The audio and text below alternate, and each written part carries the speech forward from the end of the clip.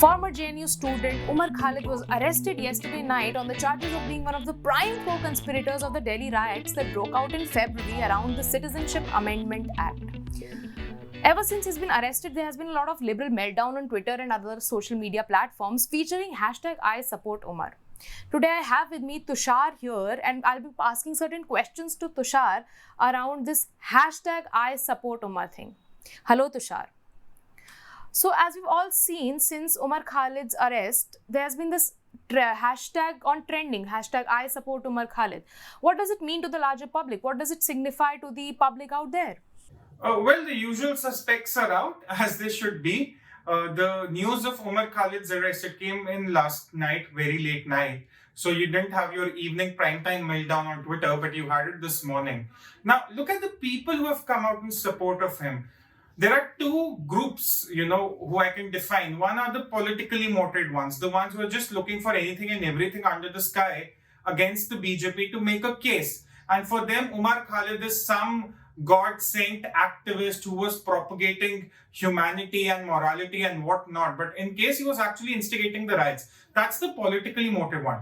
The other one is the friends and family of Umar Khalid, the Swara school of activism they come from, all of them, the Swara Bhaskar, the Prashant Bhushan, the Yogendra Yadavs, all of these people, the Prakash Raj, all of these people, they've come out in support of Umar Khalid. Some of them even going on to state that, he wasn't in Delhi at the time of the riots, or he wasn't a part of the riots. So where is Kapil Sharma? Why aren't you going behind Kapil Sharma? So their entire defense is based on the fact that Umar Khalid is actually an activist and not something who can actually instigate riots, which is of course not true. The Delhi police, it has made a watertight case against him. He's been arrested under UAPA, and there were ample of media circulated online, ample of videos where he's clearly seen instigating the riots. So I don't know why the meltdown is, but again, these are the usual suspects. As I call them, the Swara school of activism. They will come out in support of any and every terrorist, calling them an activist, and that is what they're doing with Umar Khalid as well.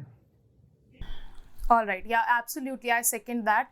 And I would like to know, are there any merits to this? All of the way they've been supporting this, it sounds that there is a merit attached with this. Do you feel that there are any merits attached to this hashtag I support Umar Khalid thing?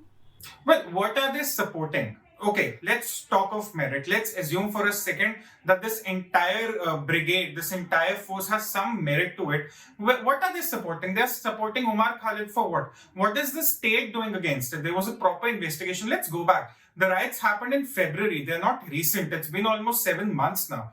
The riots are not recent. The Delhi police had all the time to conduct the investigations. They've interrogated Umar Khalid. They've interrogated Tahir Hussain. They've interrogated a lot of people, and that is how the investigation has shaped up. So when this entire brigade comes up and say, we are standing with Umar Khalid, what are you standing with? Are you actually calling yourself a co-conspirator? Are you calling yourself a beacon or actually an advocate of what Umar Khalid was trying to do during February or March? What are they trying to say when they say we are standing with Umar Khalid?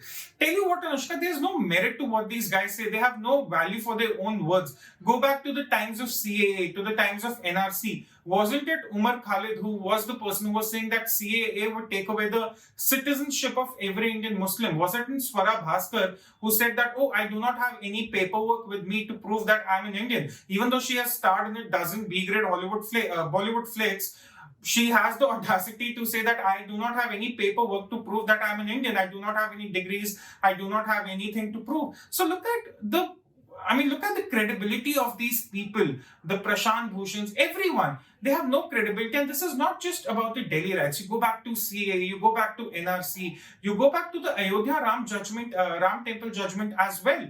Umar Khalid was actually the one who actually instigating the Muslims, saying that, we haven't protested enough against the Ram Temple judgment, against the judgment that came from the Supreme Court. So these people, this entire brigade, there's never been any merit to what they say. There's never been any credibility. There's never been any truth. And so is the case right now. Exactly. So there's also another narrative that's being fabricated that this is a witch hunt. Do you actually feel that this is a witch hunt, or this is just another narrative that we are likely to, we are very used to hearing by now? Is it just a narrative that's being fabricated, or is it an actual thing? I'll tell you, Anushka, if Kapil Mishra had been arrested today, it would have been the victory of democracy. It would have been the victory of liberalism. It would have been the victory of all the principles and rights only the left believes in. It's only a very selective kind of narrative this gang had. Let's go back to last week. What were they calling the arrest of Riya Chakrabarti? They were calling it a witch hunt. If you recall, they were looking at these news reports. So Swara Bhaskar again, she's the usual suspect when it comes to all this. It all rallies around her school of activism. What did they call Riya Chakrabarti? They called it a witch hunt. But as soon as reports started coming in that she had named a couple of another Bollywood stars or some other peddlers within the industry, everyone got mum. So this is the case here also.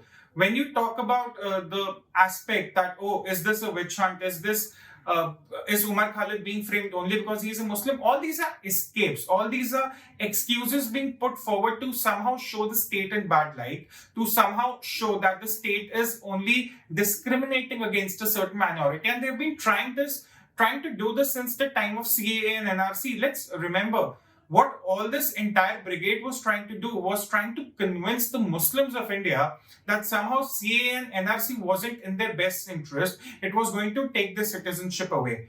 Their speeches at JNU and Jamia didn't achieve that. The Shaheen Bagh Charade did not achieve that. The Delhi riots did not achieve that. The visit of President Donald Trump did not achieve that. And it won't achieve it. A Twitter trend won't achieve it now. Muslims of India understand better. They know their interests better. But this is what this entire brigade has been trying to attempt for so long, to try to show that the Muslims are discriminated against by the BJP government, and they're using the same card to defend Umar Khalid. That's what's really happening right now. Yeah, as you rightly pointed that there have been a lot of propagandists masquerading that this has been the death of democracy. I mean, the arrest of Umar Khalid, they're portraying it as a death of democracy. So in your opinion, is the government guilty of criminalizing protests? Well, what kind of protests do we want to encourage? I mean, protests are a good way to put one's voice forward. But these are the Delhi riots we are talking about. People's arms were chopped off. An intelligence agency officer was stabbed 50 times. His body wasn't even recognizable. So what kind of protest are we talking about? Let's go back to a video of Umar Khalid. He's saying on 20th February, when Donald Trump was scheduled to visit 4 or 5 days later, he's saying we'll show the President of the United States and thus the entire world that Muslims are discriminated against by the BJP in India, and the Muslims are rising to fight against the BJP. Then there were one of his counterparts who was saying that we'll cut off the chicken neck and thus disconnect the entire Northeast from India. They were actually putting forward a national security threat to the government of India. Now, these are not protests. Putting the lives at hold, having stone pelters encouraged, this is not protest. This is actually what qualifies sedition under the UAPA, and that is what they're being framed for. The government is not guilty of criminalizing protests, Anushka. There have been a lot of protests that have happened, just not around CA or NRC. Every day we see a protest about something or the other, be it in Maharashtra today for the Maratha reservation, we see it with the farmers in any part of India. Protests have never been criminalized, be it the Congress government, be it the BJP government. But what the likes of Umar Khalid, Swara Bhaskar, what was she saying during the entire time? She was saying, Delhi, get on the streets. And I think the law will catch up with her also very soon.